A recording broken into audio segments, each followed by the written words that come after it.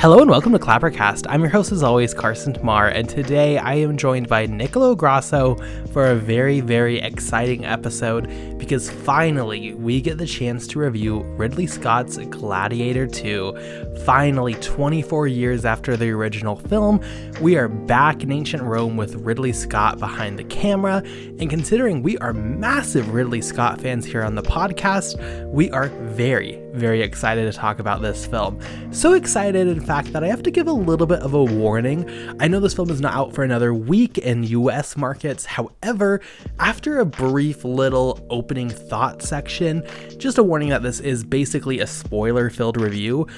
There are spoilers galore for the entire film of Gladiator II.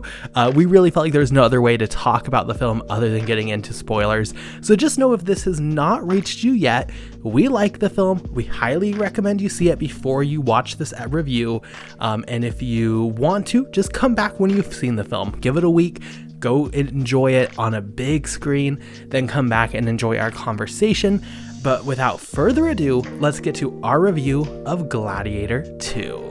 Okay, Nick, it's a very special day. Even though we are one gladiator down, Jack Luke Sharp couldn't make it to this episode, which is so tragic. If you've been following, I think going back to like the start of the podcast, Jack has been here discussing Ridley Scott films. He's a big fan of Ridley Scott. I'm a big fan of Ridley Scott. You can find our reviews, not just for Napoleon, but also even Napoleon the Extended Cut recently. We were very excited about Gladiator 2, but Jack couldn't be here. Nick, you're filling in for him as finally we are talking about Ridley Scott's Gladiator 2. I'm going to turn it over to you first because I could definitely scream and cry and celebrate and yell about how much I love Ridley Scott and how much I love Gladiator 2 because I did love this film. But I just want to get your temperature check because I don't think we've talked about Ridley Scott really. What are your thoughts on the director and what are your thoughts on the original Gladiator going into your thoughts on Gladiator 2? Let's get a temperature check. Okay. I have to say I would consider myself a fan of Ridley Scott. I've actually seen most of his recent films in the cinema, not all of them for multiple reasons, but I think my first one of his was Robin Hood back in 2010 of all films, but I was there for it, I was there. Also thanks to my dad, who's a big Ridley Scott fan, but most importantly, he is a big Gladiator fan. And even though I love Alien, Blade Runners, I'm a big fan of The Counselor. I think that's very underrated. I love my Ridley, all the sauces. But the film that I've seen the most of from him is Gladiator. The first one I must have seen at least a dozen times growing up. It became the movie to watch whenever we moved because we would have to always like set up our DVD player and the surround system because we had like all the different things. And I've seen that movie every single time we moved houses. And I have a very special attachment to it. I really like it. I always find it to be a very emotional film. Even recently, I rewatched it in preparation for the podcast, in preparation for the new one. It left me underwhelmed only in terms of action, which I found to be surprisingly confusing and chaotic whenever we get to just like melee combat. It's so like quick cuts, tight close-ups. You don't really understand what's happening. There's entire like shots of supposedly like Russell Crowe picking up an axe and hitting the guy, and it's like what's happening? Which is less incompetence, which is not. It's just like the style of the time. Everyone wanted to be the Private Ryan, saying Private Ryan, immersing the audience. But thankfully, times change, styles change, and now here we are in 2024, Gladiator 2, 24 years after the original came out, which already makes me feel very old for everyone involved as well. For Ridley, in my mind, he's always like a 60-year-old man, but he's getting there in age. But the spirit still strong. And with Gladiator 2, he delivers. It's a flawed film. We'll get into it. It's not perfect. But I also don't care because I had so much fun watching it. It is essentially a film that's kind of split in two narratives. You have one story, which is the Paul Mescal retread of the previous Gladiator film, essentially. And then you have this tale of political intrigue which is kind of an updated version of what happened in the first film, going more into the politics of ancient Rome, of having these two emperors that are absolutely destroying their empire, not even their country, their empire, and all the people that live in there. And now you have this former gladiator, now slave trader, who wants to get power and who manipulates everyone around him to get what he wants. And I found the Paul Mescal story, the retread of Gladiator, to be effective but serviceable. I don't think there's much emotional attachment. It's just literally carbon copy of the original in the most flat way possible. Oh, guy has a wife. Battle. She dead. He gladiator now. Revenge. That's it. It's like, okay, Paul Mescal is fine, but he's not that charismatic for this role, and the character is just not that interesting on paper, to be honest. But then everything else that has to do with Pedro Pascal as this like good general trying to do what's right for his empire and the people that he loves, and his wife, who's Scott Nielsen, who comes back from the previous film, and most importantly, you have Denzel Washington, who plays the slave trader, who absolutely owns every scene he's in. I don't know what directions he got, if he got any directions, but he was having the time of his life. I was beaming every time he came on screen. I was just happy. He warmed my heart. And that entire storyline, and I like how, for me, the movie truly comes into its own once the Paul Mescal revenge story retread ends. And I was like, oh shit, there's more movie to this? There's almost like 40 minutes left still? Okay, interesting. And that's when it gets properly compelling and emotional, and it reaches some emotional highs, which I was not expecting that actually got to me, even leading to the ending, which is very hopeful and very timely and timeless. Just yeah, man. And most of all, it's not a spoiler, but you get to hear "We Are Free" from the speakers finally of a cinema during the end credits. And it's just like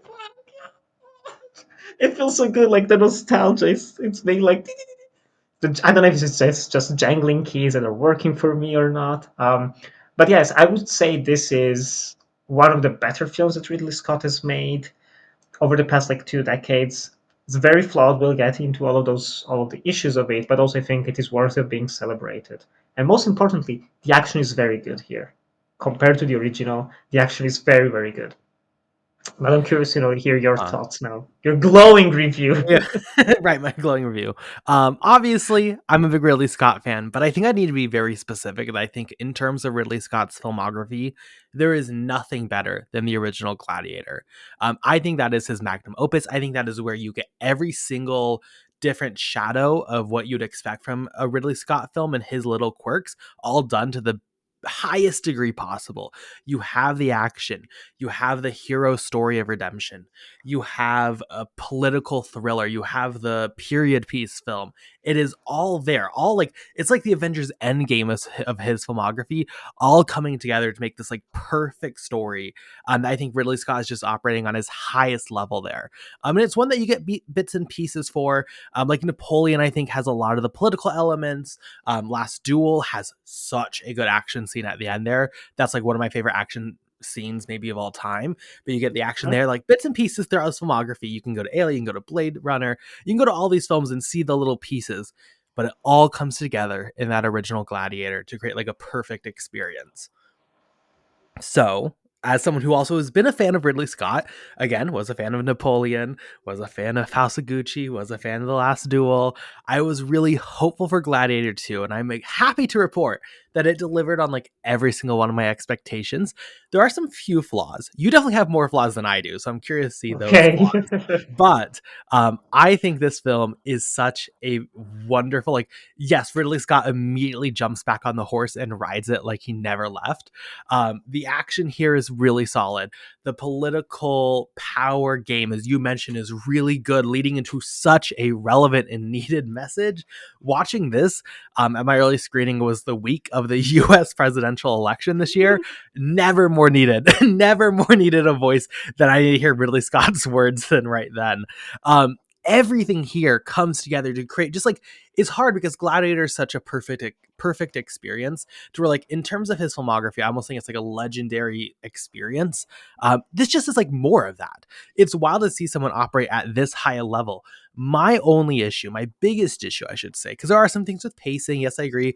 Um, Maybe some plots were less engaging as others. Um, the biggest thing here, and it's just how films are made now. It's just a changing of the times. Oh, the visual effects here.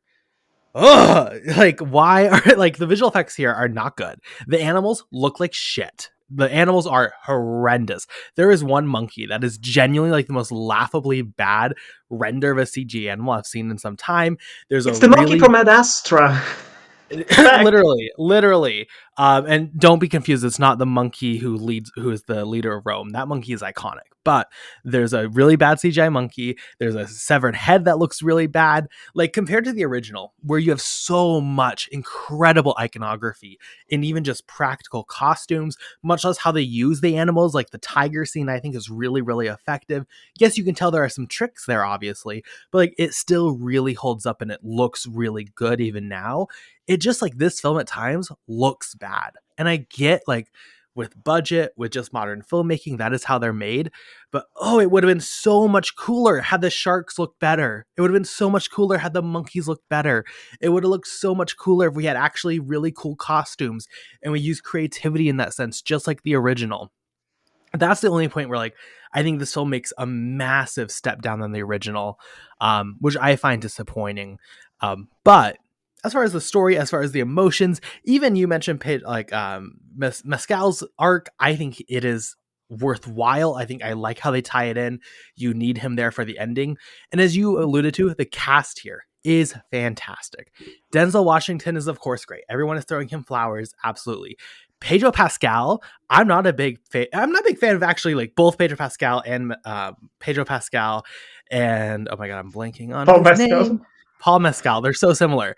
I'm not really a They fan get of crossed. I'm not a big fan of either. I'll be honest. I think Pedro Pascal is super overrated. I haven't seen Last of Us, but like I didn't really love him with his Almodovar short film.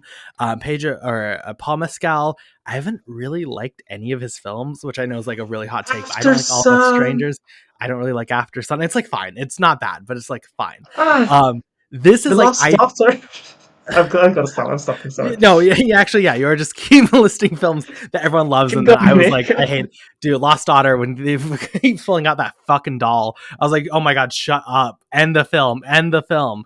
Um, this sold me on all of them. I think everyone here delivers so well. One of the best ensembles of the year. I really, really love this movie. I think when I look at this, is it the same level as the first Gladiator? No, but this is probably one of my favorite Ridley Scott films. Like this is better than House of Gucci. This is better than Napoleon. This is better than Oh my. uh Last Duel's up there. But like I don't know, I continually with Ridley Scott how he makes films and how he writes films just with my brain, how he chews on things and how he presents these larger than life topics in these really engaging formats. It really works for my brain, so I definitely appreciate this. But I would love to hear your thoughts on anything I said, and I would love to get into your flaws because I think again you have a lot more flaws than I do. Yeah, and I don't even want to get too negative, to be honest with it, because I always like to separate, which is something that I like about doing this podcast, is that I never watch or usually to avoid watching the movies on the day because I'm very much a cinephile that gets a high from going to the cinema. Like most of the movies that I watch, unless they're genuine garbage, if you ask me like an hour after being seen the movie how it was, I would be like, "It's amazing! It's so fucking oh my god, Jesus, look at that!" Because the experience of actually watching it is so intoxicating. Um, and weirdly enough, I didn't have problems with the CGI because it's so fake to the point of almost being like a live action cartoon. I will get into like some light spoilers here if it's okay with you, but like Spoil Paul away. Paul Mescal like biting a monkey and getting into this fist fight and like growling at each other and jumping. It's like it it's fake because it's clearly a fake monkey, but it kind of works. Like the scene kind of works. I don't know. There's this heightened level to the entire film, which actually surprised me that when I was watching it, I thought, damn, the CGI enhancements are really good here, with the sets and everything. And then I looked at the behind the scenes. I was like, they actually built a shit ton of sets for this. The Colosseum and especially like the exterior shots. I was like, damn, okay, impressive. It could have easily been a cash grab, something they rush out, like we're gonna make a quick buck, just throw money at the screen, do everything in post. But they actually spent a lot of time trying to make it as grounded and physical as possible, which I commend a lot. I think, yeah, primarily my problem is just with how little of interest they do with Mescal's story. Because with the original film, I rewatched it, and it takes a while to get going, but in a very good way. The entire 40 minutes are used to set up the characters, the setting, like everything to make you truly care about Maximus, the Roman Empire, the Emperors Marcus Aurelius, and all those characters, so that when you get to the revenge plot when the wife and son get murdered, and all of that. It's like, holy shit, what? Oh no! Even though he's probably a bit too clean of a character, he's almost too good. Maximus in that film is like, sure, he's just like good guy, no flaws, whatever. With this film, you get like 5 minutes of like, hey, he has a wife. Oh, she's gonna die. Okay, that's it. What's her personality? Nothing. She's just a warrior, I guess, which is fine. I love how they have clearly who's supposed to be uh, Jimon Honsu from the first film, but they probably couldn't get him because they are in Numidia, and he was the Numidian. They call him that throughout the entire goddamn film, and then they just couldn't get him somehow. Was he busy with Shazam 2 or something? I don't know. But yeah, anyway, the entirety of that just felt like cliched, just like, yeah, he has to lose the wife, he has to get into the revenge plot, and he does the same shit as Maximus. There's a slave trader who's a former gladiator. They do the thing, they do that, but at least the actual scenes are fun, they're engaging. I like the dynamic, and I like how they I don't want to get to give them too much credit because I still think it's flawed the way they actually write the characters themselves. But I do like how they go into almost the Top Gun Maverick style of legacy sequels, where it's about it's history repeating itself, it's the cycles, it's reverberating through time, and it's the fathers and sons. That's actually a major problem that I have with the film. Big spoiler, if I'm allowed. I don't even know if people count it as a spoiler, but I was pissed off in the scene. I was like, what the fuck? They actively make Paul Mescal's character Lucius the son of Maximus. One of the good things about the original film I like is that there is this kind of little allusions of oh, Connie Nielsen, Lucilla, whatever her name is, she's very into Maximus, but he's the nice, he's the good man with the daughter, with the son, wife, and everything. And then in this film, they're like, no, they fucked. He's his son, That's it, deal with it. And I was like, really? Do we need that? Because I get why they do it, but it's very just typical storytelling. While I think that what's very powerful about the ending of the film, which ties into what you were talking about in terms of the themes and the relevancy of it, is that we do need symbols, we do need icons to inspire us. And that's something that Maximus is for all of these people that what's Pedro Pascal's character's name? General Acacius. Those names are not super memorable. But General Acacius, he also becomes a symbol of sorts, and I really like that, and I think it's very important thematically. So to actually have him be also the son instead of just being, someone who met him tangentially and was inspired by him, and it reverberates through time and all of that, I think could be more interesting. But anyway, legacy sequel, we need more connections. Yay, why not? But yeah, that was my primary problem. And everything else I kind of like though, it just works. Kind of like what you were saying. It's just more of a good thing. I'll gladly take it. You know. See, it's interesting because I think the simplicity of Mescal's arc is like something I really appreciate how this film uses. Top Gun Mm. Maverick's an interesting comparison because in Top Gun Maverick, and everyone, I love Top Gun Maverick, so I'm not shit talking it, but like they would take Mescal's arc here, which is a very standard arc, and that's just kind of like the entire film, right? Like, as far as the characters, like Maverick's arc there, like it's all really simplified in a way that like I think is actually I appreciate within that film. This movie takes Mescal's arc, which is very simple, this revenge, as you mentioned, very similar to the first Gladiator, but then puts the context around that to be so much more complex as far as politics. Obviously, he wants revenge against Pascal, but there's complexity there as far as like what does that Mhm. actually look like, what's actually achieving.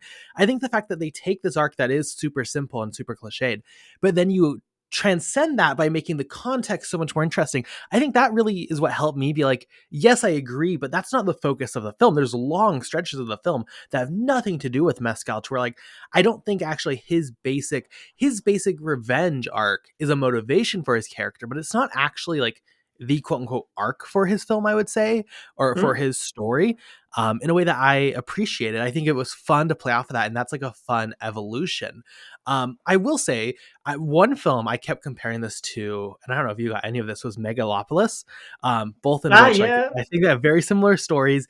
And Megalopolis, we didn't do a review for it, but like my biggest issue with that film is that it completely ignores and invalidates like the power of the people, to where in that film the progress forward specifically speaks to those who have influence, who have power. In fact, I think it's actually wildly problematic with how it displays just everyday people. But that's that. The problem with that film is I get the endings like, woo, it's inspiring that there's a better tomorrow. But as a human, as a normal human who's not part of this massive family, I feel really powerless from that. And this film, I was worried was going to go down the same route because obviously, as you mentioned, Mescal's character has this very direct tie, obviously, to the previous film, which I think ends up working well for giving him motivation. But I was a little worried because, like, in these stories, if you want to say, oh my God, we can fight for a better tomorrow, you have to have one of the characters or have some of the power go to the everyday person, not just those involved in the big family. It's kind of like with Star Wars, even, where it's like everyone shouldn't be a Skywalker because that has more power if anyone can be a Jedi. I like that this movie at the end, in the scene of the film, I would say, the big speech, it re-delivers that power to the people of who do you follow, who do you trust. It's up to you as the person, who do you follow. I think Mhm. this gives a very similar message to Megalopolis. And again, we didn't do a podcast for that, so like this is not a conversation we've fully gone back and forth with. But I think this is an example of what I wanted from Megalopolis. But in the context, I guess I'll say is like I appreciate that part of Gladiator II, is I think the message really lands, really delivers, and I think it ties the line, walks the tightrope well, focusing on all this big high family drama, tying in the original film, giving that story as you mentioned with Mescal's character, but then evolving it to be something more meaningful. And more worthy. I think that's probably why I wasn't bothered really at all, I'll be honest, by Mescal's character. I see a lot of people saying he's miscast. I thought he was fine. I think one of the bigger issues is like, again, and it's weird because what his character is presented as, but he's not really like the meat and bones of the story. He's a driving force for the narrative, but really this is about Denzel Washington. This is about those in power fighting for control, and they use Mescal as if he's like a piece on a chessboard to get that Mhm. job done, and then he ends up, taking control and doing his own thing. But like that's the meat and bones of this film. I don't think it's that Mescal didn't deliver. I think it's just this film plays on the expectations you would have both from his narrative and his character. Hey everybody, hope you're enjoying the episode today, but I just want to chime in to remind you that if you want even more ClapperCast, you can find it on our Patreon at patreon.com/ClapperCastPod. For just a couple bucks a month, you can gain access to our entire Patreon library of bonus reviews, including a new episode every single month. This month, myself and Nicolò Grasso are diving into Paul Schrader's Cat People, but let's say you're not a big Schrader fan, but we have extra episodes of our Road to Halloween series, we have extra episodes of our Summer of Blockbuster series, we have reviews for Deadpool and Wolverine, The Wolfman, The Shape of Water, myself and Alina Falds did a really fun Road to WrestleMania series, we have a John Waters double feature, we have a deep dive into the Iron Claw. There are so many episodes to break down from over a year of bonus episodes, and like I said, more to come every single month. Also available through Spotify subscriptions, this is a great way not only to gain access to extra content, but also support the podcast and keep helping us do what we love, which is talk about film. Again, for just a couple bucks a month, you can subscribe either on our Patreon at patreon.com/ClapperCastPod, or you can subscribe through Spotify subscriptions. Thank you so much for supporting the podcast, everyone who has joined already. Now let's get back to our review of Gladiator II. So I didn't really feel that way. Yeah, no, you're right. And what I did appreciate is that they have this little twist with Pedro Pascal's character that you were mentioning, where they make him such, again, he's a bit too nice, too clean cut, too perfect, with fine, whatever. But I like that they're essentially setting up this duel between two people that you like, which already sets up like this contrast and inner fight with you and also ultimately the characters in the films, which when they have their duel, you're like, holy shit, what's gonna happen? Because you can't kill him and the guy doesn't actually want to attack him and all of that. I thought that was a Did you very like their nice. duel? For me, I felt like that was one of the only scenes where I felt a little underwhelmed by their duel, because you spend so much of that film by the point. And I'll put a Mm, big spoiler warning at the start of this, don't worry. But you spend so much of that time, Mescal, like rejecting that idea that there's complexity to Pascal's character, and you spend so much time building that up, and then it felt like you went into the duel and just like all of a sudden it clicked for him in a way that I thought was a little bit underwhelming. I think that's the only narrative beat that I was like, I like it on paper, I just don't think the execution fully dramatizes it how I would like. I don't know your oh yeah, thoughts just on like it. him being like, I'm actually not gonna kill you. Yeah, it was like, actually I'm Yeah, fine. Why? yeah. You just had a whole like argument with like your mom about like, no, I'm still gonna kill him, and then you're just like, yeah, actually it's fine. Like, The moment he changed his mind, through a conscience or whatnot. Yeah, like those are the little bits where I was like, eh. But it's all about like his character primarily, where I didn't really care that much. Even though the ending of Pascal's character was like, shit, yeah, brutal. Those like 50 freaking arrows in his body. I was shocked. I was shocked, Nick. I had no like, I don't know why. Again, maybe this was obvious to everyone else, but I did not think he was gonna die there. And then boom, one arrow, and then it's like a million. I was like, oh my god, and they actually killed him. That's Yeah. wild. I was also impressed that they kill off Lucilla. That's like where it hit me. I was like, holy shit! I was like, what the fuck? Oh my god!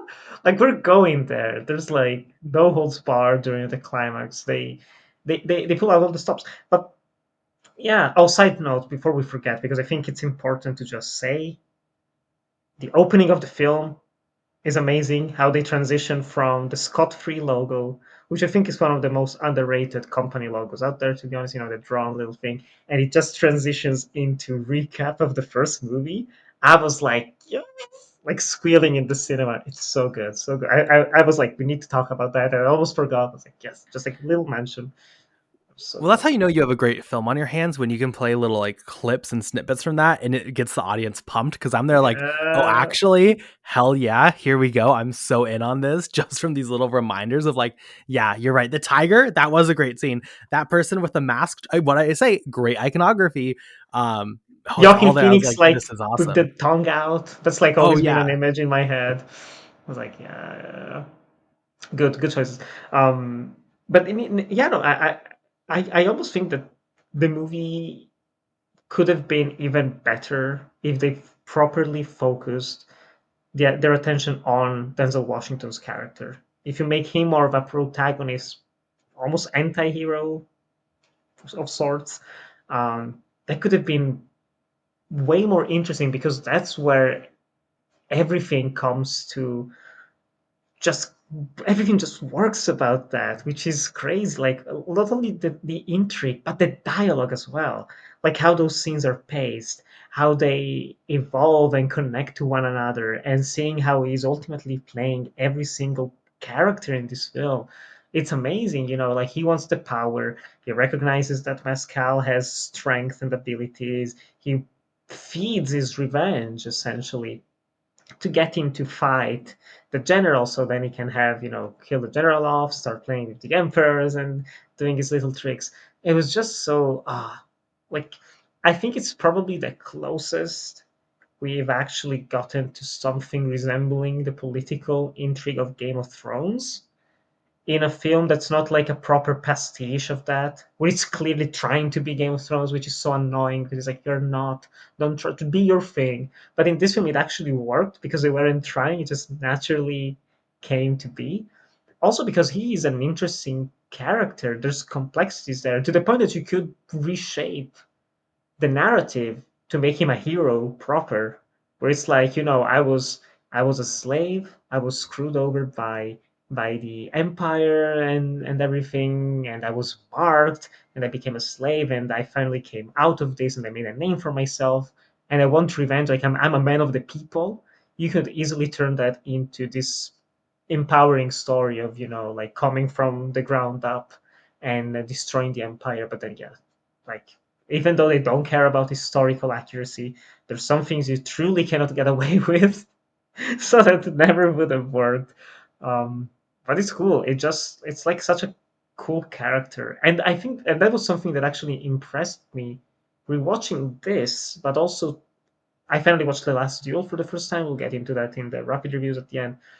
But Ridley Scott has such an ability in making memorable characters out of almost everyone in a cast, which is so impressive. And the fact that I went into this kind of like afraid of the two emperors.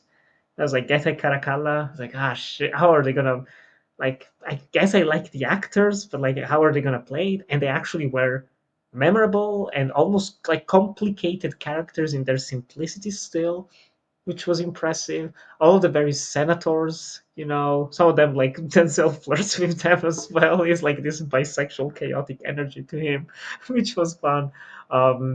But yeah, like all those things, all those interactions and characters, it feels so alive, right? It feels like a rich world. No? No, absolutely, and I think that's why like ancient Rome is just where, and I agree that Ridley Scott does this in every single one of his films. House of Gucci is also a prime example where like everyone has their story and everyone. He just is so good at making every character, I guess, have like a soul and motivation. It feels like real humans where they all are Mm. like their own main characters. And what he does is like put them together in this patchwork that shows these little pieces of like with House of Gucci, you obviously have the main woman, you have the main guy, but like then you have Paulo on the side, and Paulo's doing his own thing, but like he has his own story. You can make a film just out of his depiction of Paulo. Here, you can make a film about any one of these characters. Um, and I think in some cases that actually frustrates people probably when they want something more focused. And I love your idea of focusing on Denzel. I do think people would be disappointed because when you go to Gladiator 2, you want like, I want a gladiator story. So I get walking that line. I think we're more Mhm. appreciative. And a lot of people, to be fair, I'm not saying only us two, but I think general audiences want something a little bit more with their expectations. But I think that's absolutely one of the biggest highlights of Ridley Scott. Even if you go back to like the original Alien, like, and all Yeah. the characters on the ship have their own thing going on. Like, he just is so good at giving every character, instead of making any character, because so many side characters in films will be just like one dimensional. This is their only existence is their relation to the main narrative and the main character. With Ridley Scott, he feels like every character has their own layer beyond that, and I agree, it's really, really fantastic. Mhm. But I agree. I think like Denzel's story here, and I think ancient Rome. I don't know why, but like this is just where Ridley Scott understands, or at least is able to articulate, like the complexities of power and of power dynamics in a very Game of Thrones way. I agree. Every story here, every angle, and I love that with Denzel Washington. It's so captivating how you realize like right away he's playing people when he starts making bets, and then that comes back at the end or towards the later half of the film. I love when he's just like, I own your house, like, no, you will do what I say. He's always amassing power, he's always finding these weaknesses and like slithering in. 10 It's steps such a ahead. good it's so good and it's so compelling, and Denzel's like the perfect actor for him. We'll get him focus more on him with our question of the week, but like Ridley Scott just knows exactly, even like the two emperors who are already sitting, they have a great character to them, and they have a great um complexity behind what they need power for, how they need power, how they thrive off power. Every single character here, he just like he understands this world so well, and he just so clearly can just dive into it and understand how each piece ricochets into the other, and how everything comes together into this machine of characters surviving just because they need to survive, because they need some power. Some characters making bold choices and bold swings because they want all the power. um, every character's relationship to that power is so well realized. But then he also is so good at then turning it around and showing the consequences for the everyday person. This is why I think Napoleon is brilliant, because it's not just about the incompetency of Napoleon, but he specifically ties it into the lives lost in these battles and how many people literally died for his incompetency, and gives that weight to it. He is so modernly, especially, obsessed with showing the consequences of misguided Mhm. leaders, of power hungry individuals who do not care what they have to do for power. He consistently in his films, even Last Duel has it in there, ties it back to the victims of that. And I think that is such a compelling House of Gucci also, All the Money in the World also. He's Yeah. so good and so obsessed right now. Obviously, I think pretty directly, explicitly fueled by modern politics. Hmm. He's so obsessed with tying that in. I think ancient Rome is the perfect Colosseum that he just like understands, and also it's like far enough away to where he can take great liberties to build narratives that really work. No one is sitting there outside of Alina Falls, shout out, who has like a long beef with Ridley Scott because she's a history major. Not many people are sitting there like, that's not what happened in ancient Rome. That's not historically accurate. Which I don't give a fuck about. But like, I think that's the perfect playground for him to take some liberties and craft these really engaging stories in a way that like I could just live in this world. I could live, and I know he's with that said, don't know if I need Gladiator 3. We will see when we get there, Ugh. apparently. But I could like, with that said, live with in this world. I am so fascinated about what happens next. And I'm so fascinated about what happened before. And I could just like forever, I feel like, watch a TV series made by Ridley Scott set in ancient Rome that just goes on for like 20 seasons, because I'm just so engaged. And I feel like, again, this is him operating at like his highest form, where he just gets it. He understands the filmmaking needed. He understands the world building. He understands these characters. You mentioned, I think Top Gun is a great example of tying in the characters of old and mixing in characters of new, and having just such a natural evolution, with these really emotionally poignant moments built off the back of that nostalgia of these characters we met 24 years ago. Um, it all is there to where like, I don't know. I get like chills talking about this film. I think this is like stunning. I think this is one of the best films of the year. Like, how is it not? Outside of, again, for me, I wasn't even bothered by all the monkeys. I was just bothered by the main one who looks demonic. I was like, what is up with that monkey? Outside of like small things like that, though, this film's like perfect. This film has everything you would Okay. want out of a movie. It's one of the finer pieces of like mainstream populist entertainment of the year, where so many are just like gray, dull slop. I think this does deliver everything it sets out to do. In the same way that Top Gun Maverick does. I mean, obviously, in context, this is not like the emotional weight of Will and Harper. Yes, that film hit me harder, obviously. Oh well, yeah. Um, but it's like, obviously, yes, in the context, I should be clear, of like mainstream blockbuster cinema, and we did our summer of blockbuster series. Mhm. This feels very similar to me, like Top Gun Maverick, where in that context, this feels like about as good as you can get. And as you mentioned, 98% of this genre is slop. It is awful, bottom of the barrel. Twisters was terrible. Deadpool and Uh, Wolverine was bad, so on and uh, so forth. You just keep getting bad examples of it.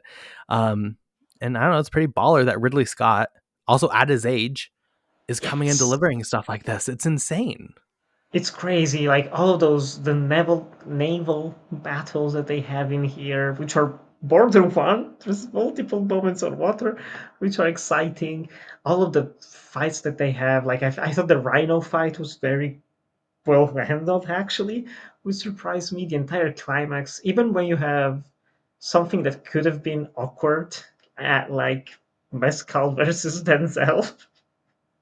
It actually ends up being a pretty cool fight, or at least like satisfying. I read multiple people found the ending over underwhelming, but actually worked for me. I thought it was very good climax to the entire narrative. But yeah, it is fascinating that in the same year we got two movies more or less explicitly about ancient Rome as a metaphor for America in the 2020s.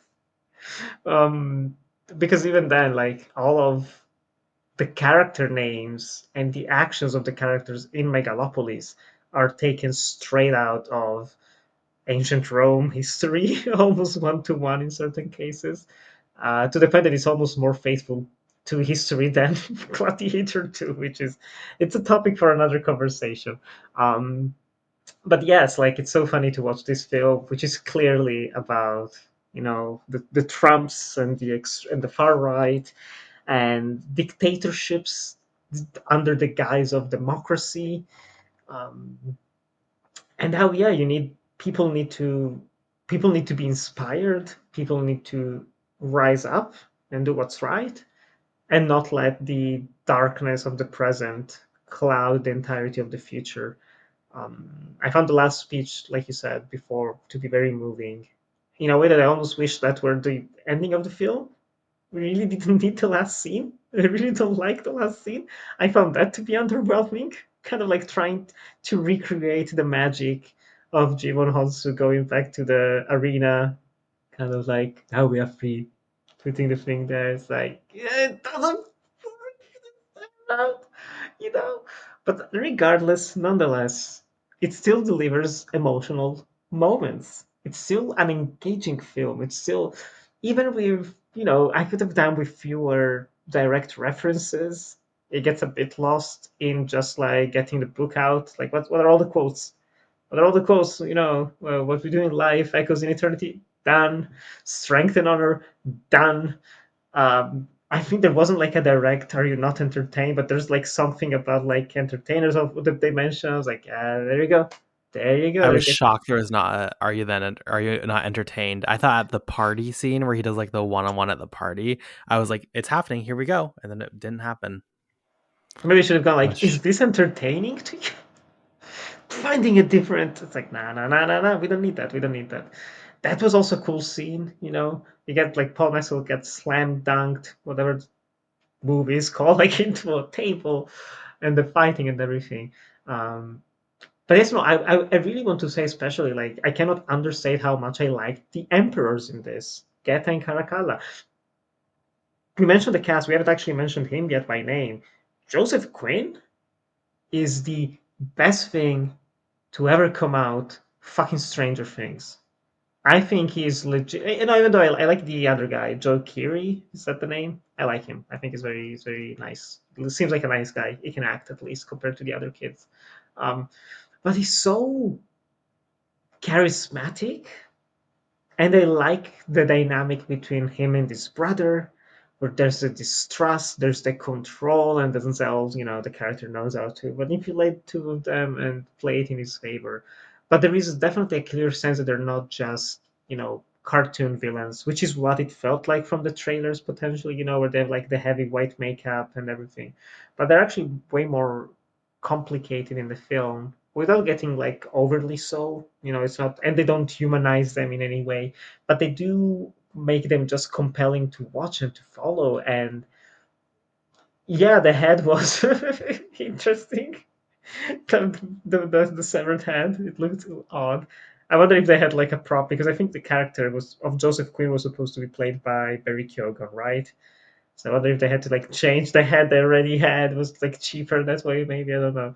um but yeah, you get the Senator Monkey at the helm. What I love him. was it? I forgot the name of the monkey. I was like, no, how did I forget? It's like MVP of the film, scene stealer. Uh, Yeah, Joseph Quinn. It's funny because I hate him in Stranger Things. I'm like, I think it's like really? repulsively also awful. Hate him, but like loved him in this film. Really liked his work in A Quiet Place Day One. Actually, Yes. um, very interested to see him join the MCU next year. But big Uh, fan of him overall. But I hate him in Stranger Things, which is just funny. he's in one movie that premiered at Venice this last year, which I heard good things about. Horde. Yes, It's say so it hard to say. slow and clear. Hoard, Horde, by Luna Carmoon, which looks very interesting. I've heard praise for his performance there as well. I think he's just a real actor. Yeah. He's not like teenager who doesn't have a culture of any kind or passion for the actual craft of acting. I think Whoa. you can get lost in these You don't need to call out performances. Millie Bobby Brown, Bon Jovi like that. Be kind. I need to. I need to.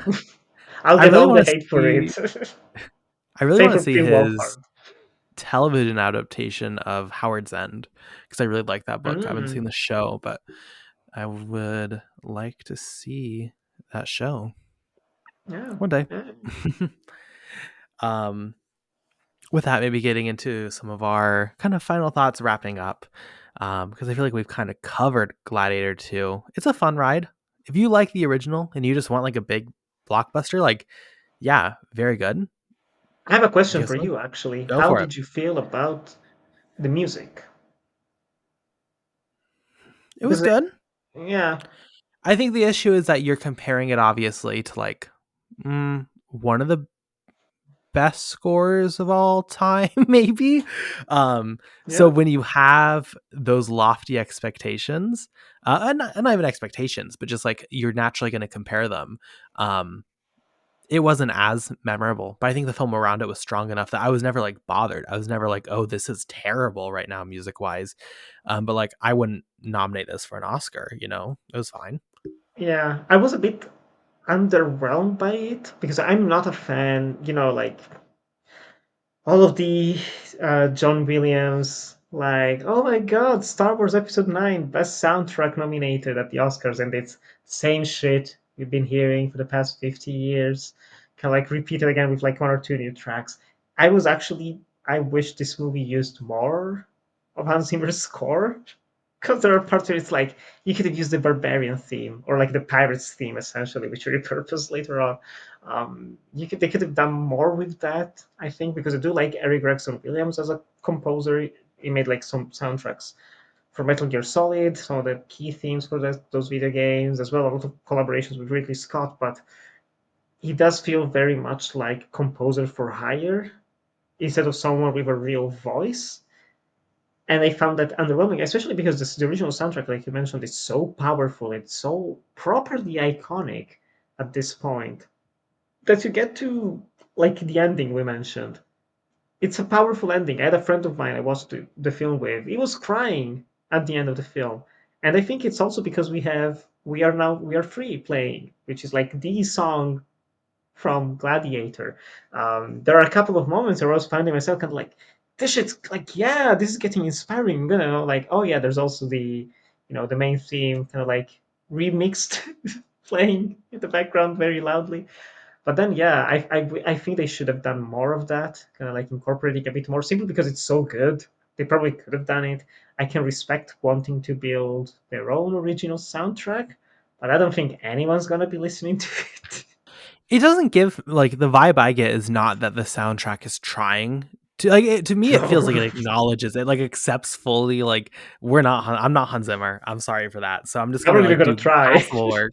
Yeah, I don't think it's trying. It doesn't have any sounds that it like keeps coming back to or really is like iconic. It just kind of is there. Which I don't Yeah, know, it's fine. I wish they could have got like Zimmer back. I assume it just didn't have the money. That's like Scott has fallen a little bit over recent years, so it's nice to I guess just to have a film. But yeah, but I think that's probably the one piece missing. it did come for Top Gun Maverick. Yeah, and it Uh, delivered. Look at the score in that. That's a great score. I think it was Lady Gaga him and combo, him and Gaga. Yeah. So which is I again, agree. it's I think basically what they did with with Gladiator, if you think about it, because you have "We Are Free" at the end, which is tied into the main theme throughout the movie, and they did the same yeah. shit. Top Gun Maverick. Yeah, it's good. It's good. Good stuff. He knows what he I mean, knows. Hans Zimmer, good composer.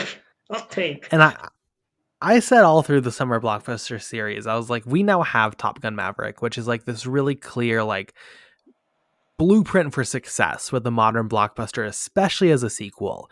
Mhm. I thought Twisters was going to follow that pathway more, and it didn't. And I think it showed in quality and in reception.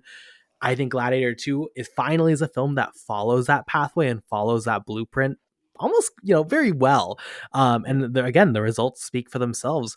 I think when you have such clear examples, and such a clear example that, like, financially Top Gun Maverick, like, delivered, there's no metric you can look at that film and say, like, oh, it didn't live up to expectations. It over delivered on every single scope. It is baffling to me why so many Hollywood productions, like, don't just copy it. Honestly, like, just copy that and you get a pretty damn good movie from it. I don't think Gladiator 2 just copies it, but, like, undeniably, I think shapes what this film looks like. And I mean that in, like, a very good way. I think this is successful in what it is. So, but I think it feels like a blockbuster that, like, learned actually from the previous successes, and didn't just, like, ask AI, how do we make a Ghostbusters sequel that's bad? Yeah, yeah, and And it is last, a proper cinematic experience. Like oh watching it yeah, on the big screen, loudspeakers. You have the explosions of the badass in the beginning of the film, and you have all of the Paul Mescal biting the monkey, shouting. It's just kind of like that's true. ringing in your ears. Denzel's wonderful smile, kind of like filling up the entire screen. It's like, yes, those are images made for movies, and they are some of the best that Scott has made in recent years. Truly, Oh, for sure. For sure. I mean, outside of, like, the ending of Last Duel, like I said, that action sequence at the end. I mean, I was on the edge of my the meme of that guy, like, sitting up in his chair. yes, That was me, like, complete. I'm like, I think that's one of the most compelling action sequences I've ever seen in cinema, if I'm being honest. But, like, this is undeniably, as you mentioned, cinematic, more than Napoleon was, more than House of Gucci was, more than All the Money in This World, more than, I would even say, most of Last Duel up until that action piece. This is definitely, again, a proper mainstream blockbuster cinematic experience that is just really well made. And then it works. It's not a hard logic where it's like, give actual technical craft and actual narrative, like, strength, and make it a strong narrative with social relevance, and you get a good film. It's not, I don't know, doesn't feel that difficult to understand, but Hollywood continue to baffles me there. So we'll see. Do you have anything left you would like to get into on Gladiator 2? I like the film a lot. I don't know if I would say it's like top 20 of the year. It probably could be like bottom of the top 20, but I did still really much enjoy it. That being said, I kind of wish we lived in the reality where the Nick Cave script for Gladiator 2 came to life, with Maximus fighting gods through time and becoming immortal and working at the Pentagon and going through Vietnam and stuff. Uh, that would have been like, imagine a world where that movie gets greenlit. Just like amazing, amazing. But this one's also pretty good. Still, this one still works. This one still works.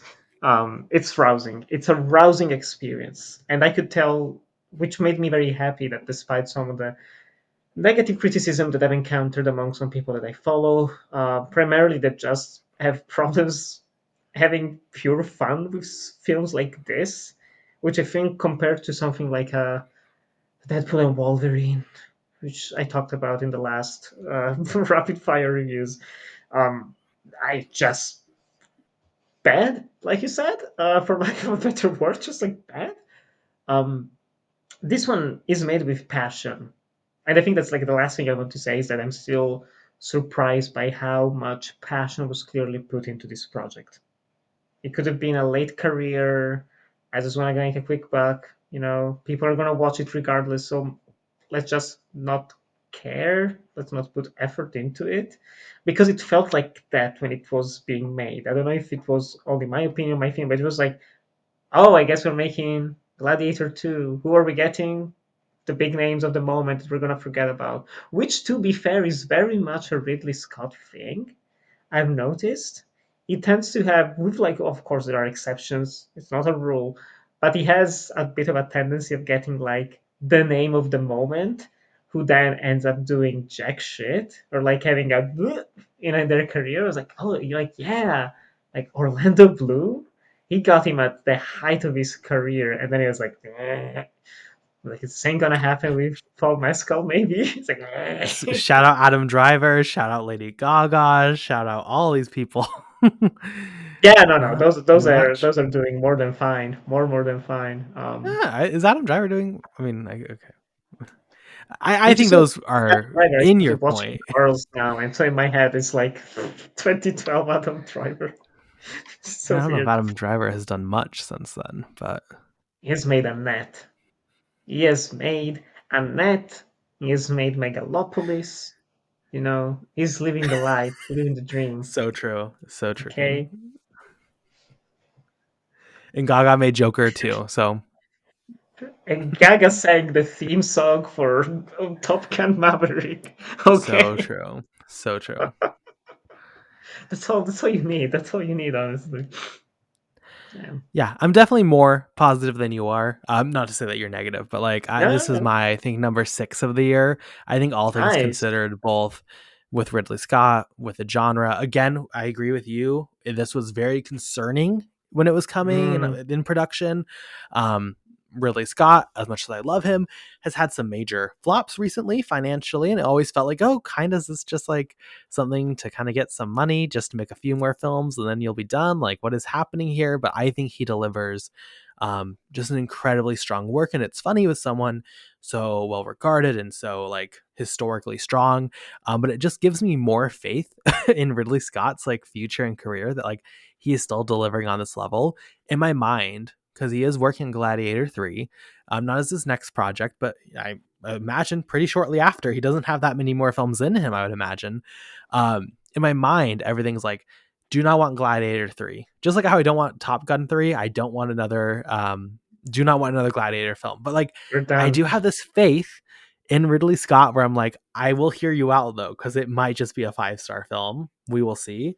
But extremely appreciative of Gladiator 2. Happy other people are enjoying it, and hopefully we'll see with box office results next week.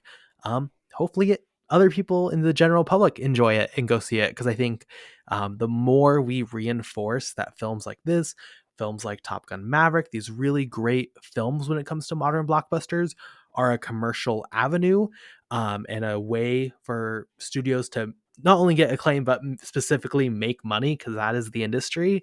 I think the more we will start to see films like this get made over, and we've joked about them, but like over Ghostbusters Frozen Empire, over Twisters, even over all these films that were quite painful to sit through, to be honest. A more Indiana Jones The Dial of Destiny, I don't want to see any more of those. I want to see more of these. So as we've kind of alluded to, if you're in the US, you can check out Gladiator 2 next week. In Europe and a bunch of markets, it's already out, so you might have already seen it. Shout out you. Yeah, With that said, let's go to our question of the week, because today we're focusing on Denzel Washington. What is your favorite Denzel Washington performance? Nick, I don't know if he's been in a David Lynch film. I don't think so, but take it away. Tell me if he has been. that's like that would be the weirdest combo, like Denzel in a David Lynch film. Jesus, I don't want to get too lost in like oh my god, the entire filmography of Denzel. Like he is one of the greatest actors to ever live, almost objectively so we could say. Um, so charismatic, so committed every time to every role that he plays. But I will say, like, if I have to choose one performance to be like, this is the best Denzel Washington performance, it's a very, very easy pick. Malcolm X, which is one of the great biopics, maybe the best film by Spike Lee.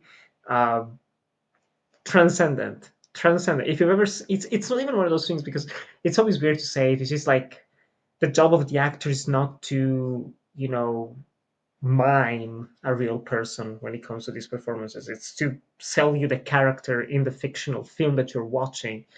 But even then, like you watch actual Malcolm X and you watch Denzel in the film, it's impressive how he manages to recreate the same level of magnetic charisma, the presence that that man had with the voice, with the gestures and everything, and the speeches, and it's just so moving. And I think it's probably the best film as well, Spike Lee.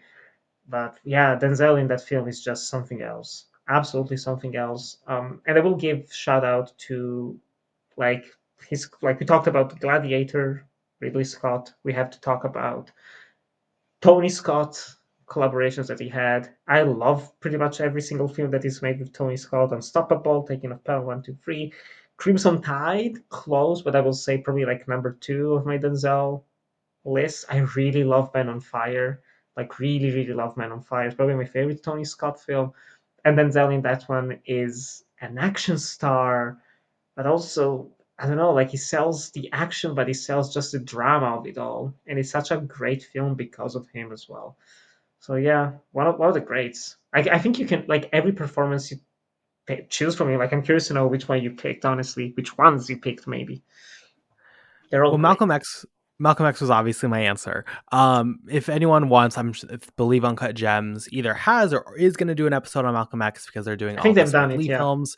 yeah, So would recommend that. I know we also did Unstoppable like years ago on the podcast. So we've covered yeah. some good stuff from him on Uncut Gems. The two I'll mention beyond that were my honorable mentions. The Tragedy of Macbeth. Even though I have major issues with that film actually, but like on premise, the idea of Denzel Washington doing Macbeth is like it just makes you like salivate almost as a fan of Uh, film. And his performance in that film is as good as you think it would be. And then also Fences, directed by Denzel Washington. Also, his performance there's like this one monologue towards the end. I'm not sure if you've seen it, but like I still think back to it at times. Like really, really fantastic job. Acting there. As you mentioned, like a great filmography, just like top to bottom, one of the strongest probably filmographies of anyone working today. mm, And it's great that he continues to just build on it. Like he continues to build with like I think he's going to get nominated for an Oscar with Gladiator II. Like he keeps delivering these really strong performances and keeps just like it's incredible to see. It really is incredible. yeah. So that's going to be our question of the week. Let us know your thoughts on what your favorite Denzel Washington film is. Nick, let's get to our rapid reviews. Anything we've seen recently that we haven't discussed on the podcast that we want to discuss?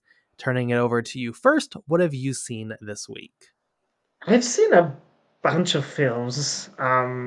It's been very, very interesting time for the movies this past week. We had busy, busy week. Outside of movies, I watched the entirety of The Penguin, the DC series show with Colin Farrell, which I thought was pretty good. It's not amazing. It's not a 5 star. Don't get um, convinced by people that it's a perfect show, all those things. They're just people that don't watch TV shows usually saying those things. It's a bit overlong. I don't know if you have questions maybe about it, actually. I just wondering, did you like the Batman? I did. I really like the Batman, actually. Would you say this is on that level, or would you say it's It's different enough. It fits into the universe, but it's different enough, and I appreciate that it's doing its own thing. One thing that I absolutely hate about all of the Disney Plus like MCU shows is that they're always about, just all the connections we're building to this, we're building to that, and this one feels like a limited series that could potentially have a season two, but it works as its own beast. I want to say they mentioned Batman maybe once in 8 episodes, which is impressive. They're just telling their story, heavily inspired by Sopranos, Wire, all those like crime classics of TV, and it works. Every single episode is 10 minutes too long. Don't get me wrong. Like, you feel it. Every time it's just like, why is it an hour? Just slow, just stop. It's like learn to cut, learn to remove scenes. But it's good. I think it was just very, very enjoyable. Um, I watched Terrifier 3, which I enjoyed. I thought it was very good. Was a bloody good time. Not great. It's a great cinema. We watched Gladiator. I watched Speak No Evil, the 2024 American version, and I have to say, I liked it more than the original. The original, I really, really don't like the ending of that. I have like very spoilerific thoughts about it, so I won't get into those. But I think it's just gratuitously grim. I don't know if you've seen it, the original. I haven't It seen the original or the remake. the original bothered me so much on just like a primal level. I was like, this is wrong in the way, not for the content per se, but the way they present it, which is shocking for shock's sake. It's a very easy way of disturbing audience members and make you feel like shit as soon as the movie ends, which I'm not against, but the way they do it is very cheap. It's very, very cheap, and it frustrated me. And so I wanted to watch the American remake because I was like, they're definitely gonna go in a more crowd pleasing direction, which they do, and I think it works so much better for the narrative. I think it's very fun. Also, you have James McAvoy chewing the scenery, but also Mackenzie Davis. I think she's very underrated in general as an actor, but in this one especially, I was like, she's the proper lead of the film, and she's like damn good presence. So I would recommend honestly. I would recommend Speak No Evil. I would not recommend Saturday Night. God, no, please, no. I don't know why I watched it. It was one of those things, like I have some free time. This movie's out on VOD. I can watch it. It should be like light enough. I don't care about Saturday Night. Like it's not a thing in Europe. People don't care. We just get some of the skits when Americans force us to watch them. It's like, no, Emma Stone is doing these funny things. Like, okay, I guess I'll watch it. Oh, it's Saturday night. Oh, it's 5 minutes too long. Okay, here you go. And this film was just so one note for something that wants to be kind of like an Uncut Gems, Safdie Brothers, kind of like, oh my god, it's all happening in real time. We have to get the show started. There's chaos everywhere. It never feels like there's momentum, like there's actual stakes. Ugh, just flat, flat. And it commits the biggest sin of all, which is you have a movie about getting the first episode of Saturday Night Live on air, and you don't show anything from that episode. The movie ends with them actually putting it on air, and then it cuts to credits. And I was like, oh, you're not gonna like show maybe the actors reenacting those gags, or maybe the actual footage, because I'm sure you could show the actual footage of the first episode. Like, no, no, no, no. Who gives a shit? Movie's over. It was so frustrating. And they spent so much time making fun of Jim Henson and the Muppets with like very mean jokes at his expense. It's not one of those things where it's like, oh, people are dicks around him, but he's actually nice. It's almost like he's this weirdo, um, like idiot savant type figure. I was like, what? This feels wrong. And then I read multiple people complaining about it. It's like, okay, I'm not the only one. Don't watch it. Don't watch it, people. Please, please don't watch it. I did watch Last Duel, which I really liked. Finally, I rewatched Anora because I was getting sick when I first watched it, and I was like, okay, I think I need to watch it with like a clear mind, and I really loved it this time around. I think it clicked everything that Sean Baker was going for with the character, especially of Anora. There is one, like, I don't want to get into spoilers, but there is one character trait related to intimacy which I didn't clock on the first viewing, and watching this film, I was like, oh, in every moment of like intimacy and connection, this thing isn't happening, and then it happens at the end of the film. I was like, oh fuck! I was like, this makes so much sense. Like it's all here. It's all present in the film. Um, anyway, I really like the movie, and I would actually put it now like my tops of the year, top 20 definitely. Yeah, for something it is a very long movie. I have to say it's like 2 hours 20, but rewatching it, it felt like a hangout film where I was just having fun spending another 2 hours with these characters, which is just a good vibe. And last two films that I watched actually today. The first movie, because I woke up very early for a meeting that was moved by 4 hours, so I had a lot of free time on my hands, and I watched Tragedy of Macbeth for the first time, and I really liked it a lot. I'm a Shakespeare guy. I love my Shakespeare. I love the Bard, and I really like Macbeth as a play. And this one, outside of just the cinematography, which, like, yeah, people love it, blah blah blah. I fucking hate how the Coen brothers have embraced digital cinematography with just this super sharp sheen to it. I hated it. You can go back on Letterboxd. I complained about it to death in my Buster Scruggs review back in 2018, and it does the same freaking thing in this film. It's like it's so clean. There's no like grain, there's no anything. And I'm not obsessed with film emulation. I don't care. But something like this I think could have used a little bit of that contrast, a little bit of that just like slight film look to it to make it feel a bit more rich in the texture. But other than that, it looks amazing. compositions, the sets, the actors, like you mentioned, Denzel, but also everyone else in the cast. Catherine Hunter as the witches, fucking scene stealer, and surprisingly, even Frances McDormand as Lady Macbeth. I was like, she's better than I expected. She's less miscast than I thought. And lastly, the movie that I watched today. I've been going on for too long with this. I apologize, but I watched Crossing by Levan Akin, the Georgian filmmaker.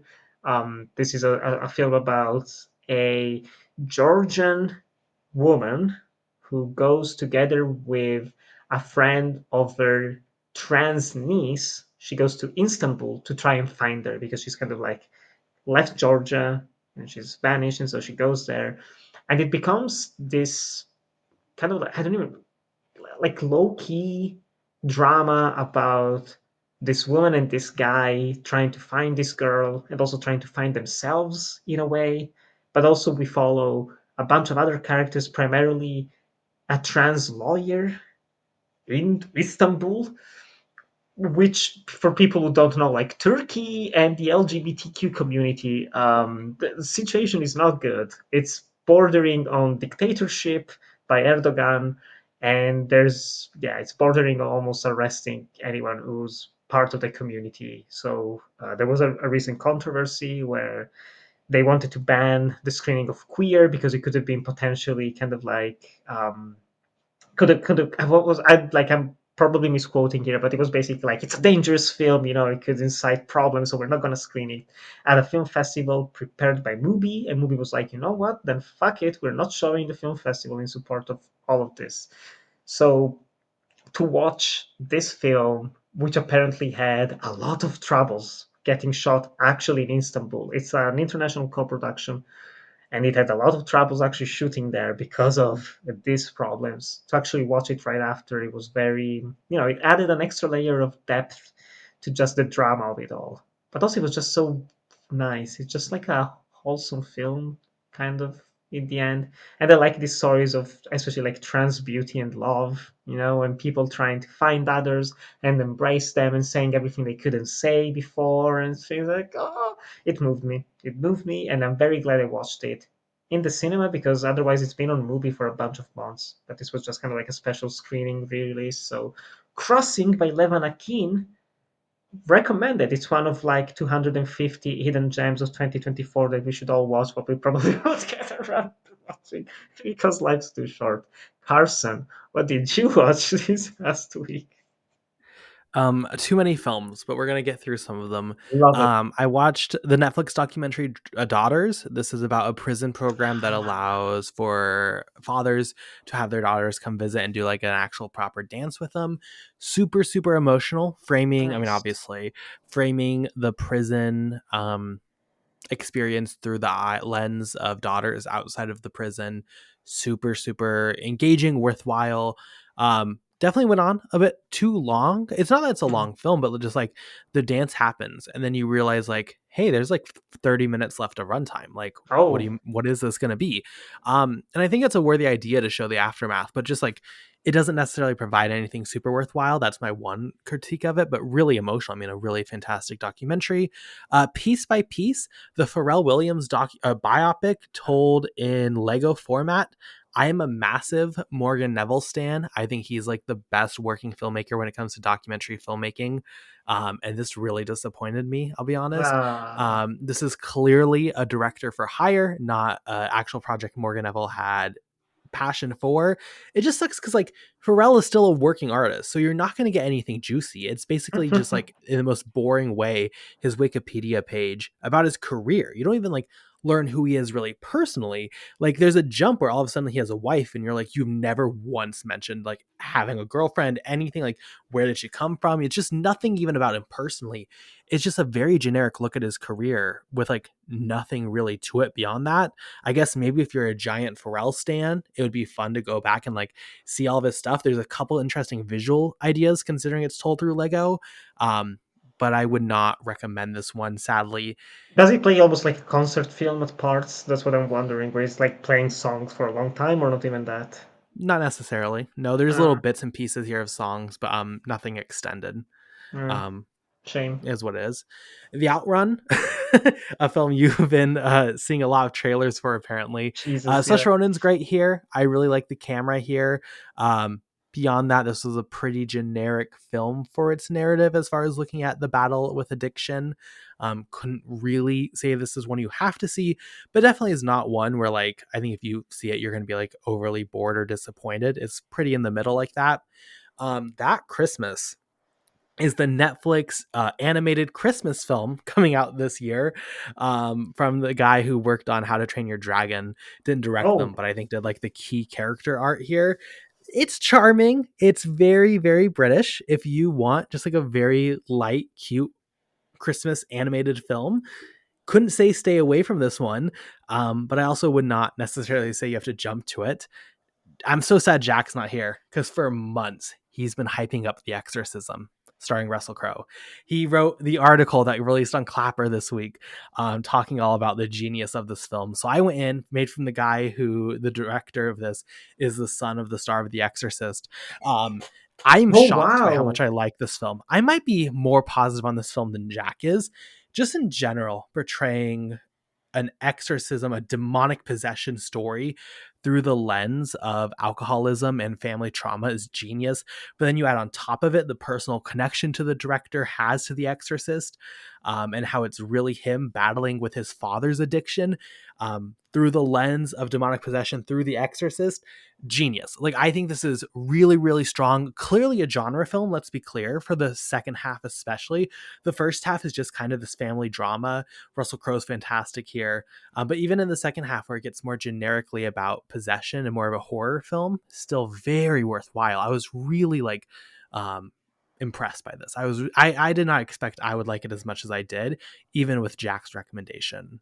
Yeah, why is it so hated? I really want to watch it, because when you two are this positive, I think I would probably like it. And I've noticed people that I follow are enjoying it, at least would be like 3 stars, but it has like a 1.8 No, it's this average. is why I've waited so long. Universally, even like friends of Clapper, friends of the podcast are like 1 star, 1 star, 1 star. I have zero clue because I think even if you're blind to the context, it works really well. Then the context just adds to it, which I get why Mm, people might not know that if they just are generically here for it. But I don't know. It's fatigue after the first Omen and Immaculate. I don't know what it is, but like too many this film exorcism just films with Russell universally gets Crowe. right. But like this is really good. This is better than his other one, which I'm blanking on the name of. But The Father I Amorth really one. What was the the name? Father Moore. Oh, the Pope's Exorcist. Pope's Um exorcism. Father Moore, shout out. Another weird tie to the Exorcist if you look at Friedkin's career and Father Moore. But really recommend this. Transformers 1, I didn't expect to like it. I know everyone loved it. I think it's fine. It's interesting because like this is one of those films where like I think any form of narrative storytelling would be better than a feature film for this. It's basically a backstory Mm, to the Transformers. And the core of this is like a really actually like compelling story with some good emotional beats. Megatron going from, the hero rising against an evil force to becoming consumed with power himself. But because it's a film, it is just so incredibly rushed that no emotional moment like holds its weight. It continuously undercuts itself to fit everything in. I'm not a big Transformers guy, so I don't know if like this lore is so sacred you couldn't remove elements or change it up. I don't know the story there, but I'm like, if this was a book, it'd be better. If this was a mini series on Netflix, it would have been better. Just like anything would have been better, except for cramming this into a single film, even if it was two films to space it out. I just don't know why they made the choices here, storytelling wise, they did, but it was like fine. I didn't hate it. This is not. I was really negative on the Mutant Ninja Turtles movies from last year that everyone liked. mhm. This is not that for me. It was fine. I did a Hong Song So double feature where I watched By the Stream and A Traveler's Needs. Really liked both of them. I love this director so much. I think you might have mentioned it last week or maybe on Twitter or Letterboxd or somewhere, but like I just need to watch more of his work because like his style of just like putting the camera there and just letting dialogue and letting characters speak for themselves. I think he's like probably a master currently working at the power of dialogue and Mhm. respecting the potential that dialogue has. I probably prefer By the Stream a little bit more than A Traveler's Needs, but Mm, both are very, very. engaging. I had a great time with both. Okay, we're almost there. I watched The Brutalist, 3.5 hours. Okay, it's Brutal. good. Adrian Brody is fantastic here. Undeniable, like best performance of his career, maybe. I'm just like, for 3.5 hours, number one, just like narratively, there's no reason this film has to be this long. It's like this could have been a 2-hour film. Also, and not that it's painful, it's like well made, but like for a film of this length to have such bad at times moments of character development and be so jumpy and narrative focused, and like characters will do something that seems completely out of left field and was not built well into their character like persona. Mm. I think it's inexcusable. I don't know, it was good, it was really good, but like it should have been more. I feel like for 3.5 hours this film did not deliver what it should have. I watched Wallace and Gromit: Vengeance Most Foul, the sequel to Oh, Wallace and Gromit, which you just watched the original of. This is yeah. cute. Not quite as, I mean, I think this is what you would expect, right? It's not quite as clever or cute as the original, but still, like, it is Mm. fun. It still has a lot of really funny moments, some great comedic bits, and like it's great that all the original performers are back. The animation's pretty good. Um, but like, I don't know, it's inoffensive, but ultimately not amazing. The Summer with Carmen was interesting. This is a queer film set on a nude beach about two friends who are Mm. writing this story together based on their experiences 2 summers ago. Um, Entertaining for sure. Some good performances here. I like the queerness as someone who especially gets pissed off at cinema for refusing to like really explicitly show queer bodies and queerness in like its authentic form. I think this really is a great example of that on screen, to where it's wholesome, but it is undeniably like gay. It's undeniably gay sex on screen. I didn't think it built to anything overly worthwhile, but I still enjoyed it and respected it for what it was. And then finally, the documentary Sugarcane releases on Disney Plus this Mm. December, looking at Indian boarding schools and specifically individuals who their parents went to Indian boarding schools and trying to document and understand their trauma, so they can share their stories as a warning, and just as a historical fact of like this is actually what happened in these schools, as all these mass graves throughout Canada are found attached to these schools. Um, Obviously deeply emotional, again similar to Daughters, where like you are just watching at times just the most authentic pain and like terror on screen, as people reflect on their past traumas. But incredibly worthwhile, very personable still. It never gets lost to its trauma. Definitely a documentary I would highly recommend. So some good stuff this week. I mean, definitely a lot this week, but some good stuff as we continue on through awards season. With that, that's going to do it for our episode today. Nick, where can we find you on social media? People can find me on Blue Sky and Instagram at NickyGrind7. Twitter is dead. X is dead. Bye. I'm done. I'm only on those platforms now. And of course, also on Letterboxd, Nicolò Grasso. And you can follow all of my and watch all of my films and videos on YouTube and Vimeo at Enjoy the Movies. Yeah, you can find me on Blue Sky at Carson Timar, at Blue Sky, whatever it is. It's a long thing after that. On Blue Sky, just find me at Carson Timar. Letterbox, also just Carson Timar. Got to get used to saying that combined. On Twitter, I'm still gonna have my account, but it's just me privated and post links to coverage because Yeah. literally fuck that site. You can find, though, still the podcast on Twitter at ClapperPodcast for now. And support us on Patreon. You can send us an email, all that good stuff. And then we'll be back next week as we discuss Emilia Perez, diving into another 2024 release. Should be an interesting episode. I haven't seen the film yet, but from what I've heard, very interesting. And then we keep going. So thank you so much for listening. Goodbye.